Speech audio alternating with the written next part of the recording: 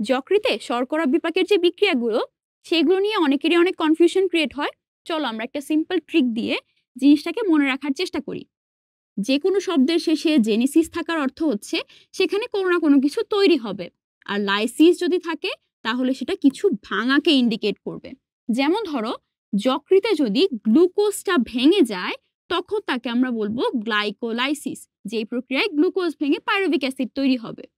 যদি এই গ্লুকোজ থেকে গ্লাইকোজেন তৈরি হয় তখন তাকে আমরা বলবো গ্লাইকোজেনেসিস প্রক্রিয়া, যেখানে গ্লাইকোজেন তৈরি হবে।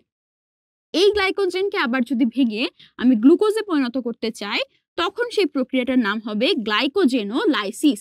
গ্লাইকোজেন ভেঙে যাচ্ছে, লাইসিস হয়ে যাচ্ছে।